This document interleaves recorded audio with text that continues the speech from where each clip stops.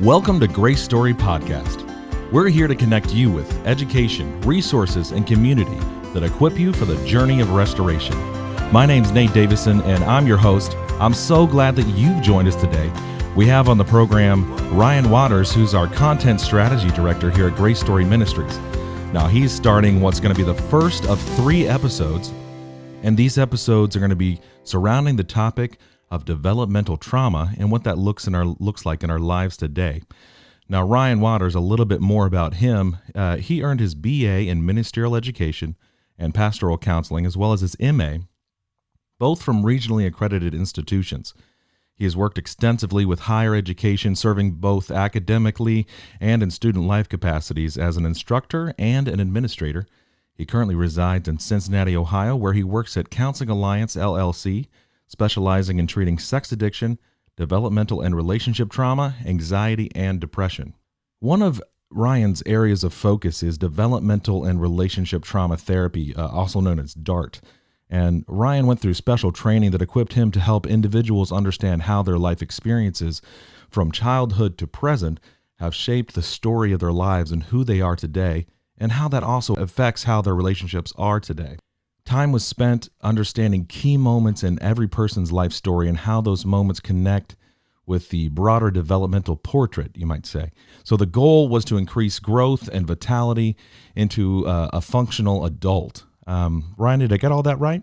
Yeah, did an excellent job. Well, Ryan, it's good to have you on here. And I want to just jump right in talking about developmental trauma. It almost sounds like a buzzword, something cool that you might Google or claim or I don't know. But what is developmental trauma?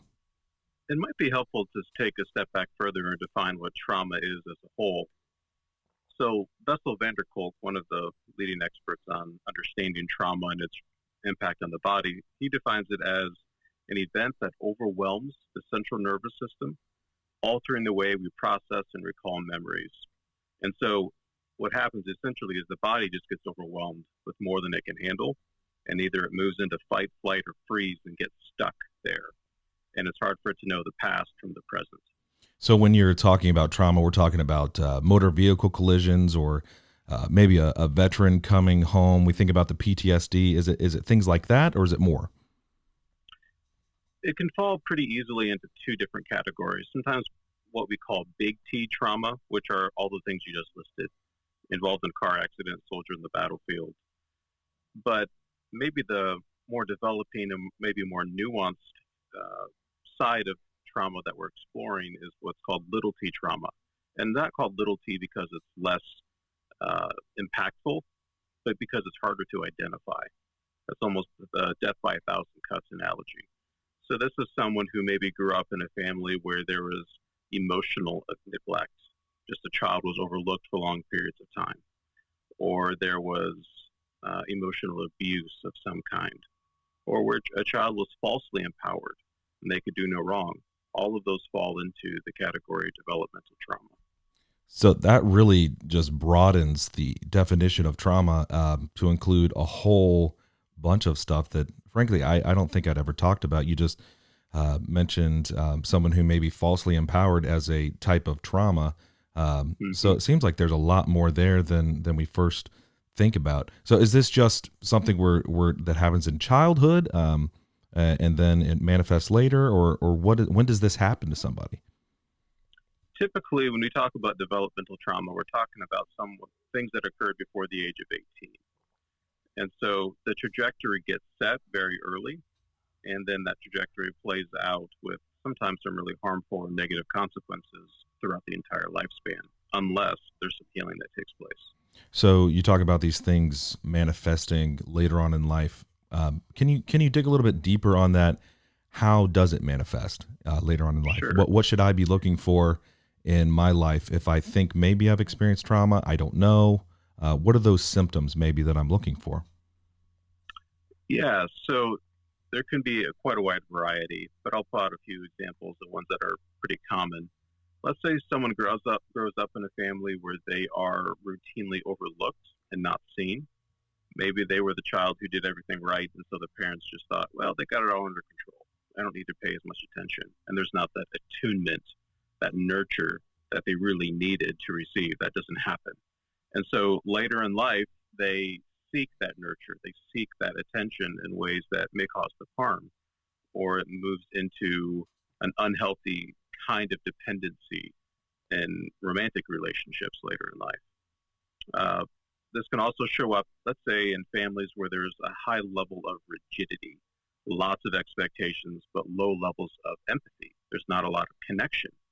That often shows up as addiction or kind of the rebellious, then I'm just going to take it to the extreme because they never really learn moderation or what attunement and nurture feels like.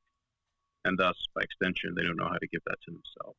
So it sounds a lot like there's some sort of balance that has never happened for this person one way or the other. Uh, just playing devil's advocate here, what do you say to somebody that says this sounds a little bit too Freudian, nature versus nurture? It's a bunch of baloney.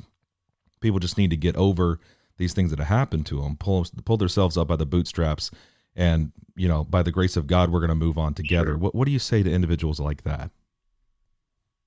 Yeah, and I get that quite a bit, and that can be pretty challenging.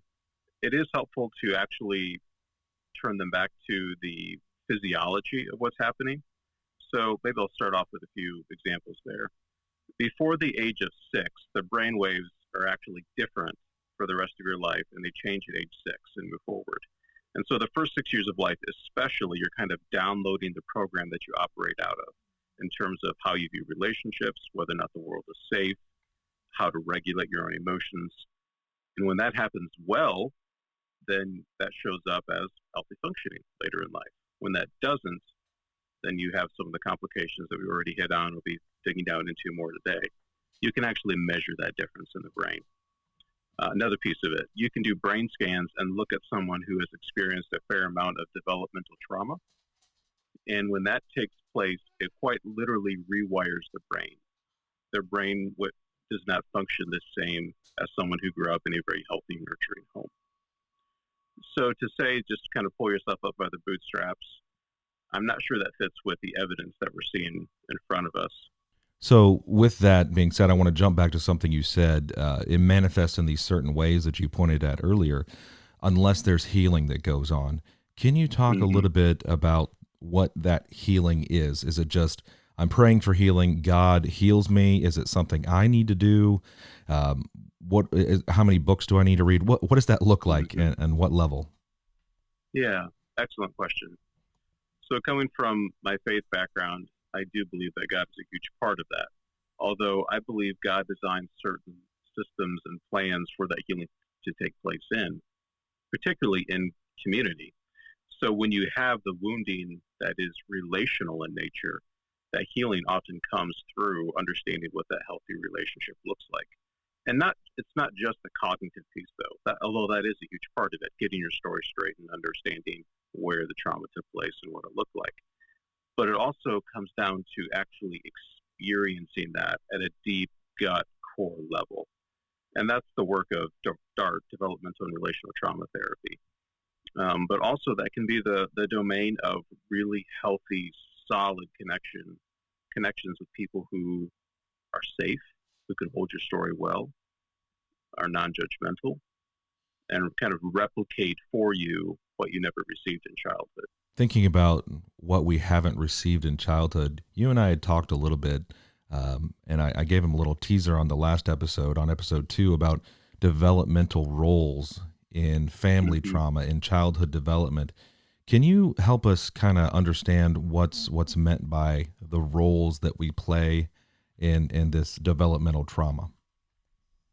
Absolutely. Maybe just a bit of groundwork to get to that. A lot of this comes from the work of Dr. Murray Bowen, who developed what's called family systems theory. And the basic premise is no one operates in full isolation. You operate in coordination with other people within your family system. And so there are certain rules and expectations that may very well be unspoken, but they're there.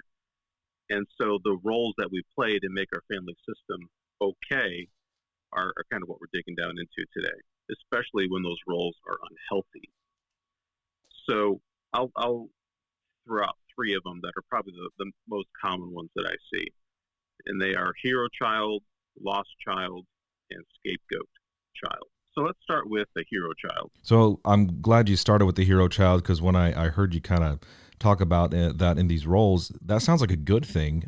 Can you tell me, why is a hero child bad? Great question, and that does seem counterintuitive. The hero child is an unfortunate thing because it puts the child in a role that no child should ever have to fill. And it puts the weight of responsibility for the family system just operating as it should on the child instead of the adult.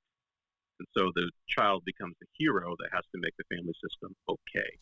That sounds like something that would be taxing, now that you put it that way, on any individual, let alone, we're talking about the kids, basically. Yeah, and it's really much more than any child is equipped to handle.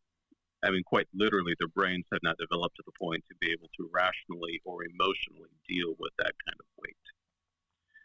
And so usually this takes place whenever the child is enmeshed with one or both parents. Sorry to keep interrupting you, but what does that mean about being enmeshed? What is that?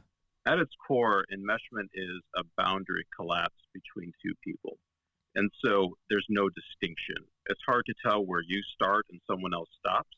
So you feel responsible for their emotions. They feel responsible for yours. You take responsibility for their well-being, vice versa. And that on the surface, that may sound like, oh man, they're just really, really close.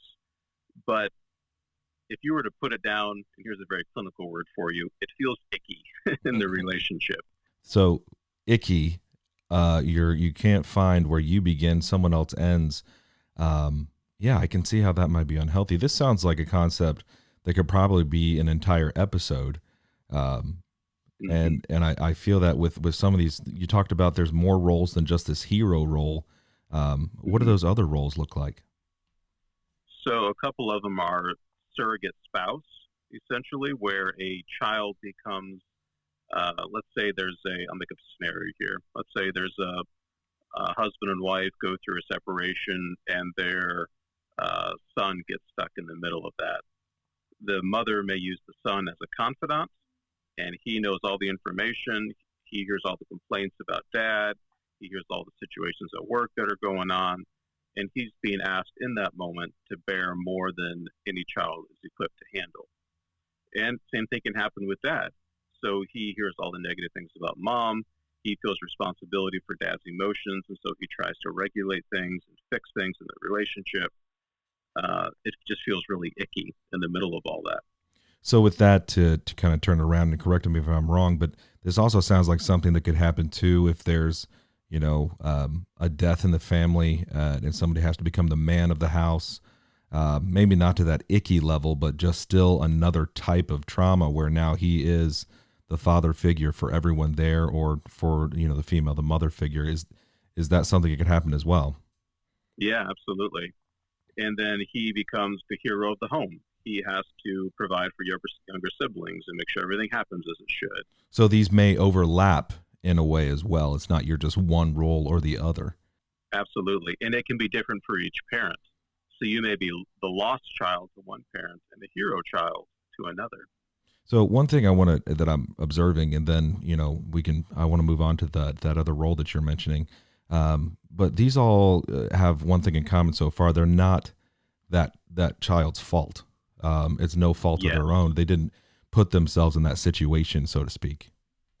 Absolutely. And I'm really glad you brought out that distinction. Kids, this is the parent's job to help them understand what a healthy, functional life looks like. Kids are not developmentally capable of doing it. They haven't seen it. This is the learning stage where they're figuring that out. And sometimes, often in developmental trauma, you see the blame even for, let's say, problematic behaviors that come out of these roles being placed on the child. Well, you should have known better. You really should have done that. Well, no, the child was learning. He was learning at your feet. And so this is not his or her responsibility to carry. So looking forward to that next role you're talking about, and I'm not sure how many roles there actually are, but what is that next role you were mentioning? So the next one is lost child. And this is kind of the opposite end of the spectrum from hero child.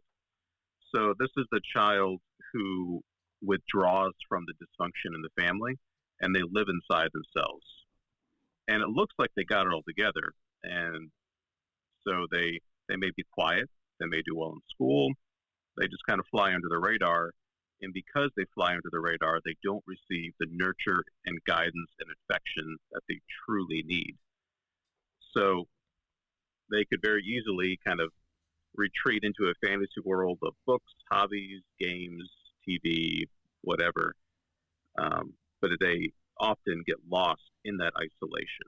So, as someone who grew up playing a lot of video games and spending a lot of time, playing in the woods or whatever it may be, can you take me a little bit further? Because that kind of sounds just kind of normal to be out there, just lose time maybe in a game or something. It doesn't sound that bad.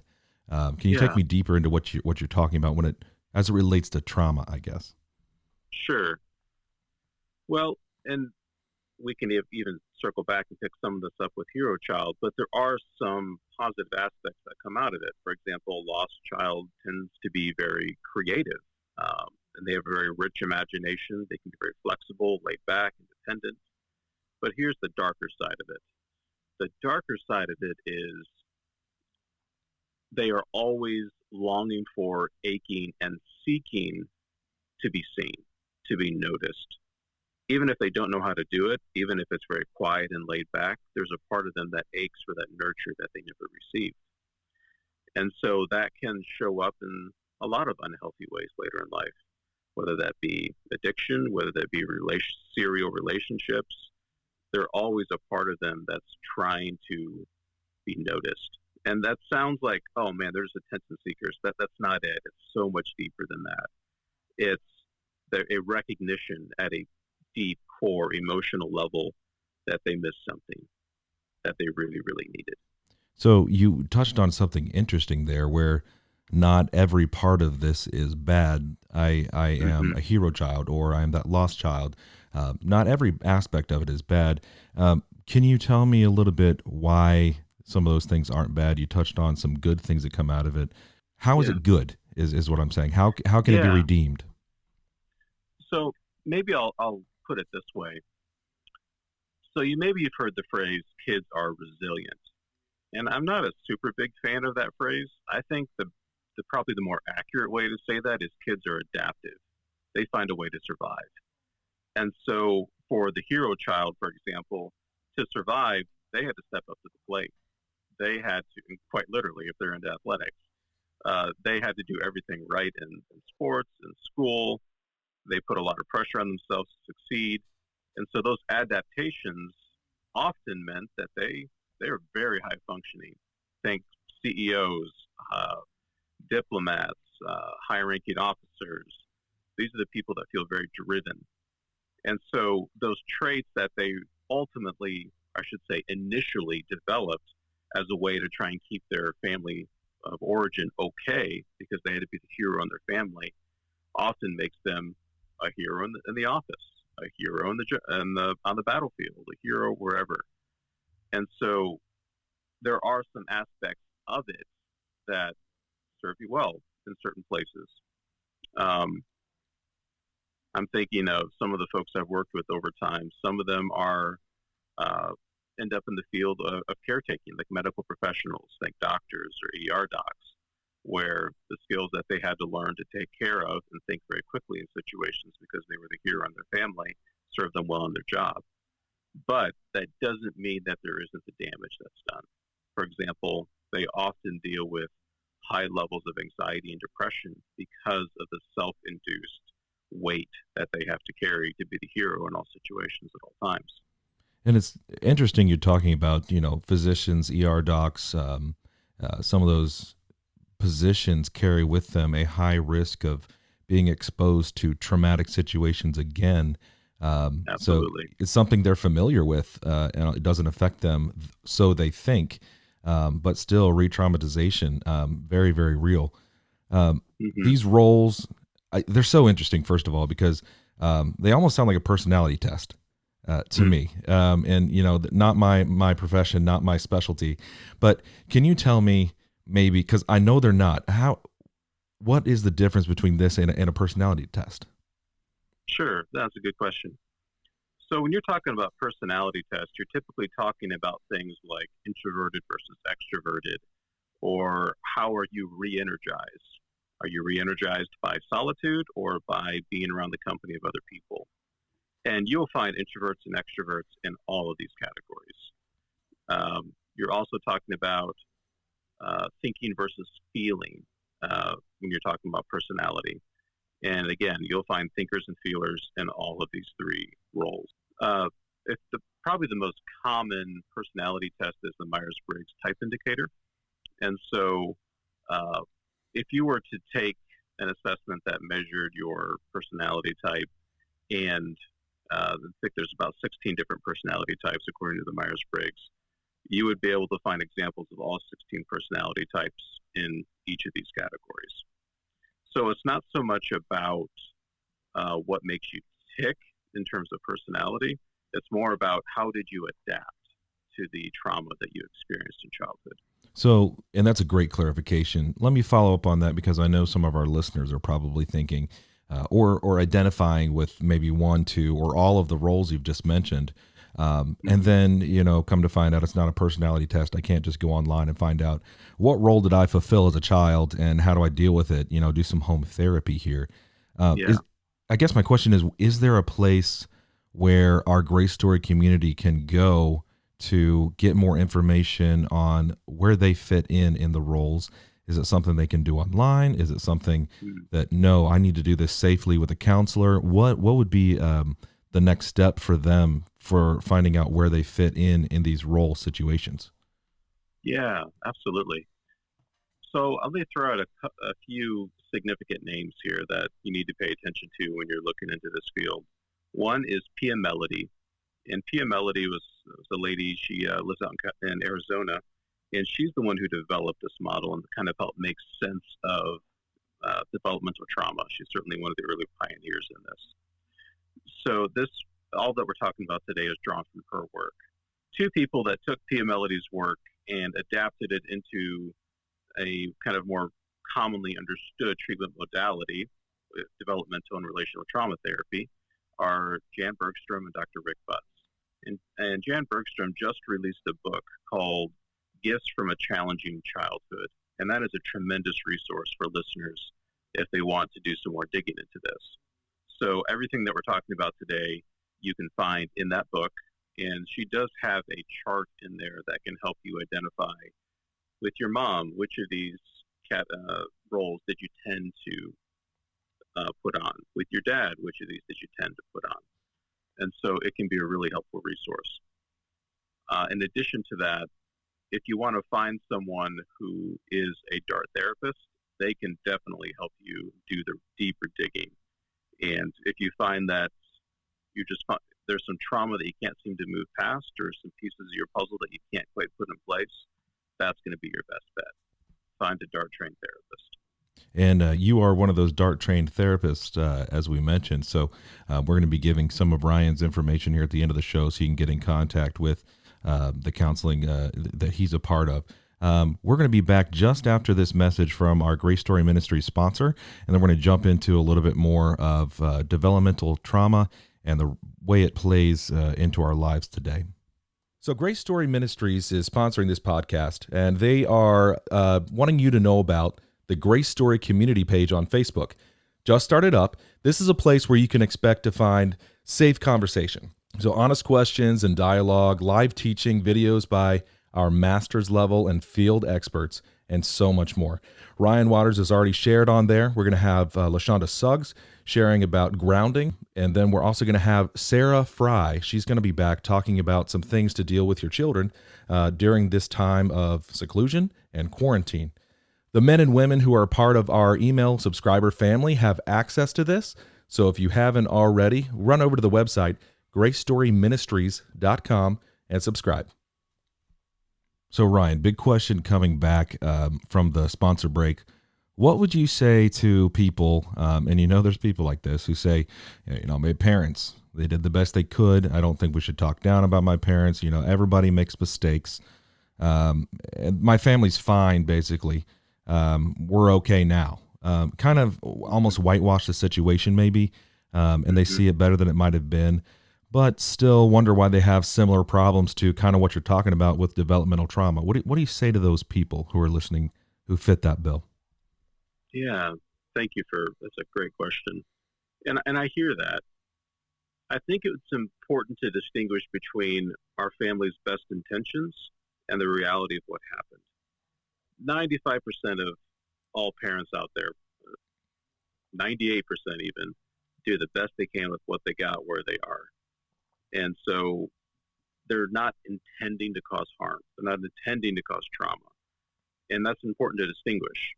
Do you have 2 to 5% of parents who are just intentionally trying to wreak havoc? Yeah, they're out there. They're the ones you hear about in the news. But by and large, parents do the best they can.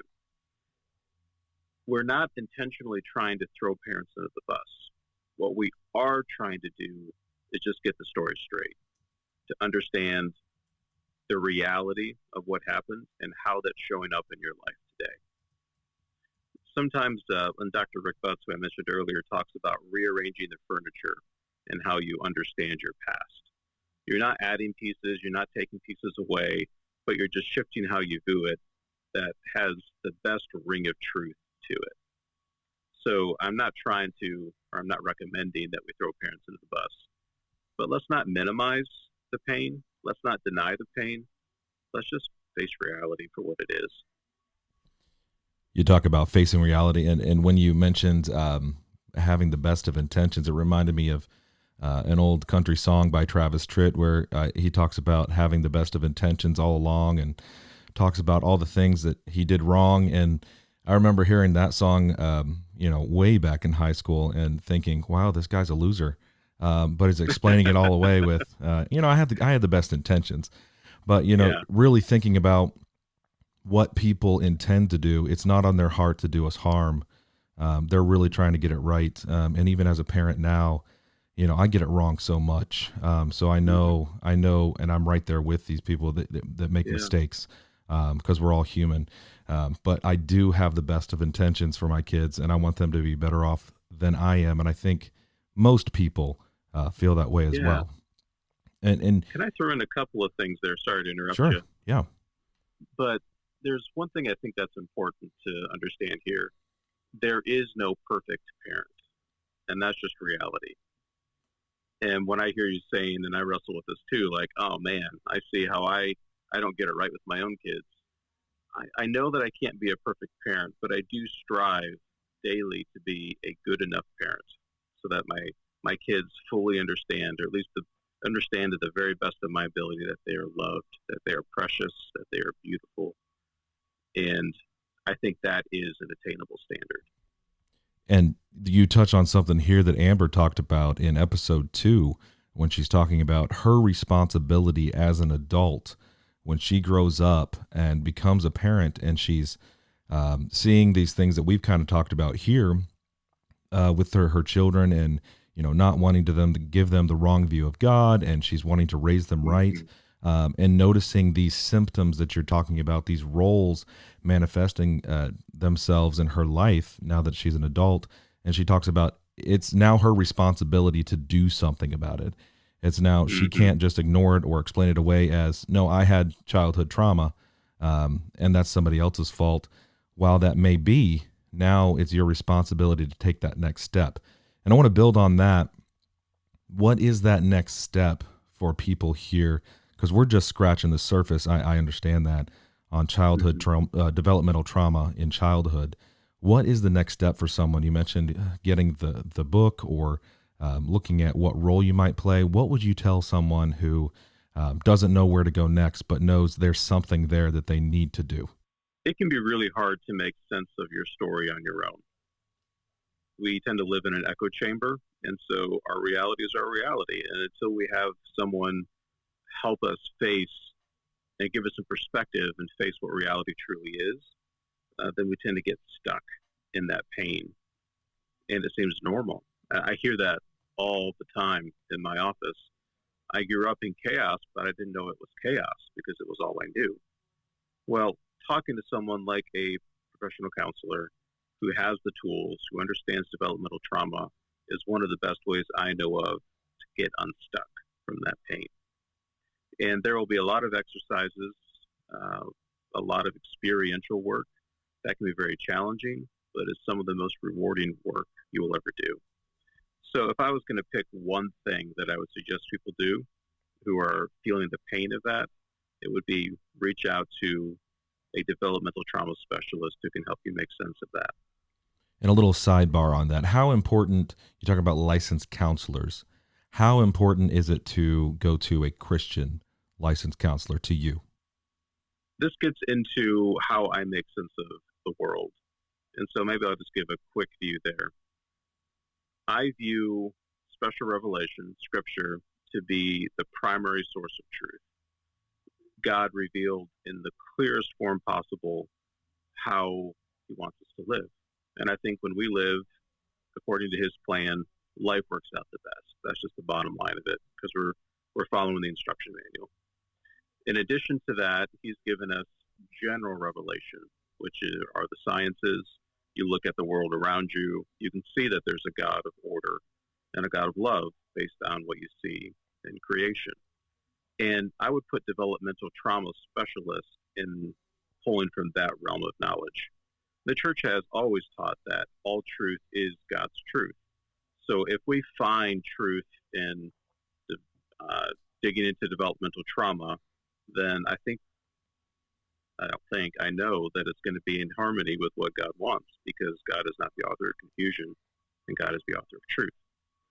So how those two things combine, I think having someone who comes with a faith background, Christian faith background, is going to be open and understanding of how that interfaces with your life in particular. For example, they're going to help understand if any of your trauma revolves around spirituality issues. They're going to be much less dismissive and much more attuned to how that shows up in your life. Also, they're going to be much more open to including therapeutic techniques or ideas or conversation around faith than someone who would not have that personal faith background. Let me throw you a little bit of a curveball on that. We know that some of the trauma people experience in childhood is, from the church, from a spiritual figure, maybe. What would you say to those individuals who are like, hey, my whole trauma is from the church. I want nothing to do with it. Why should I go to a Christian counselor? That just seems counterintuitive almost.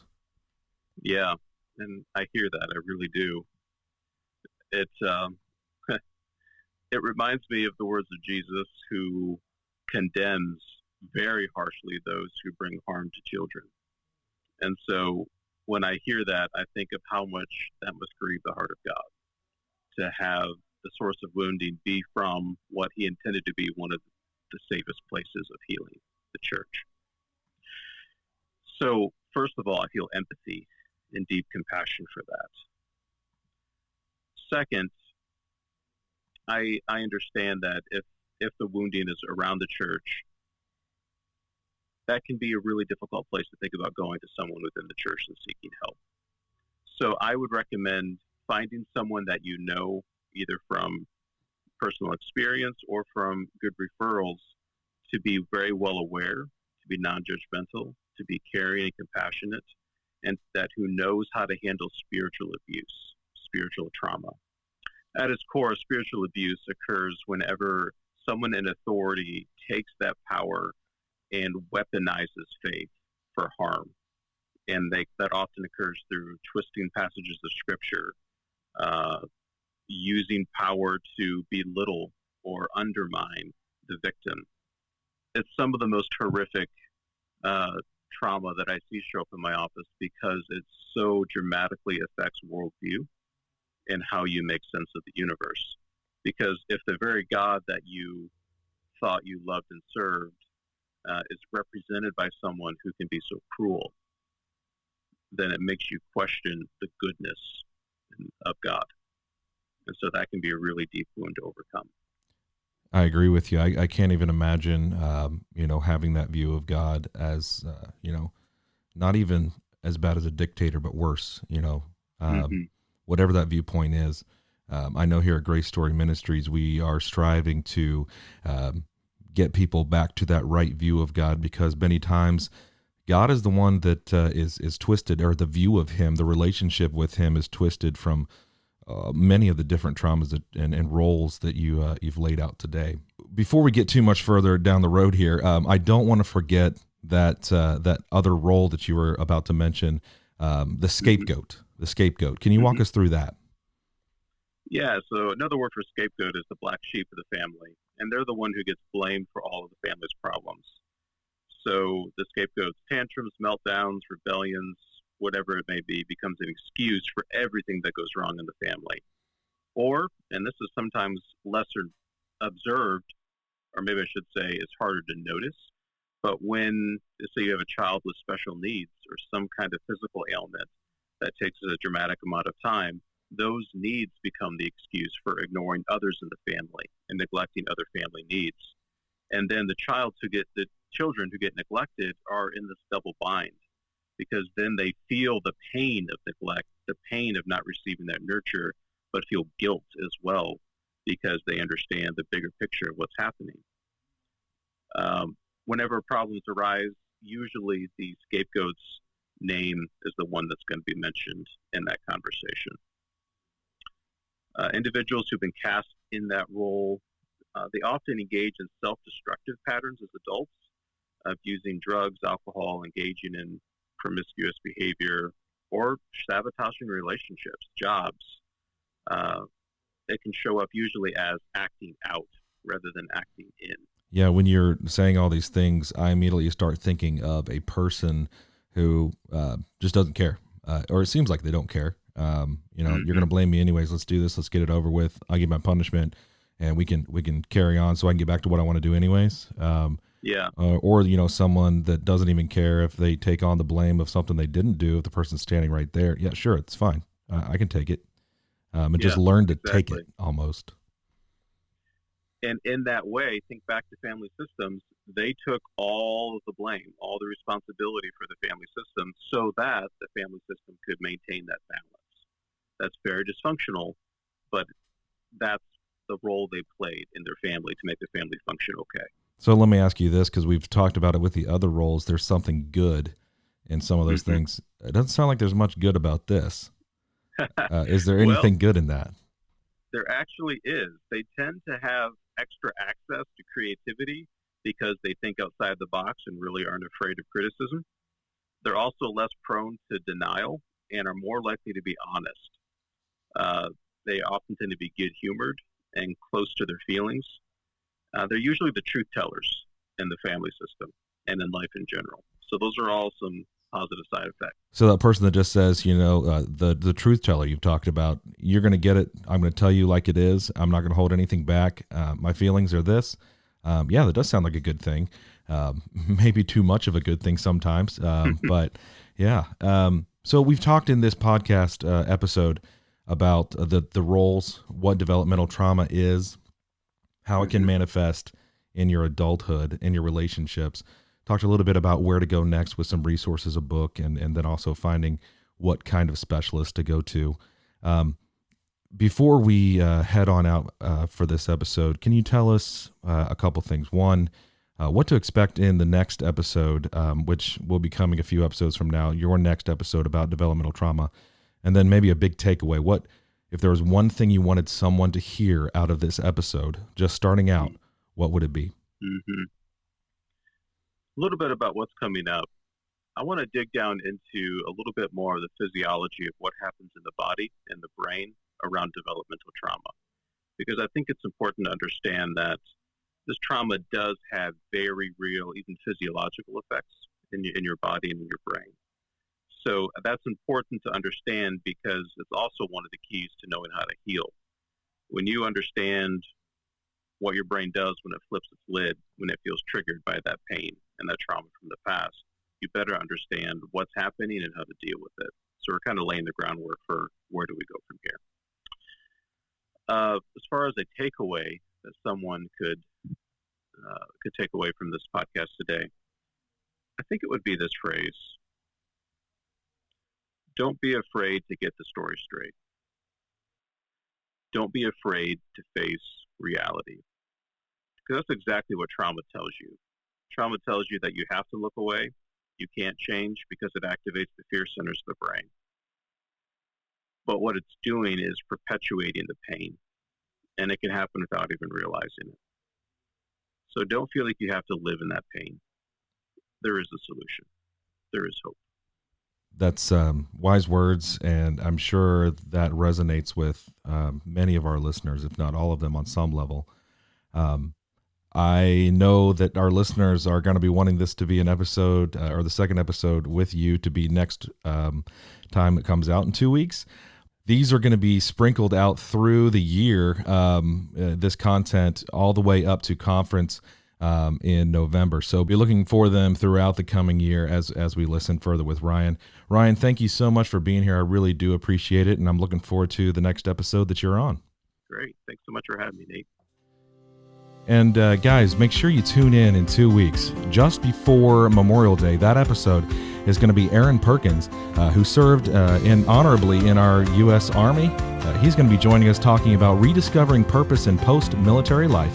He's got a free ebook for you too, Uncovering Your Unchanging Value. Make sure you tune in next episode for all of that. We'll see you next time.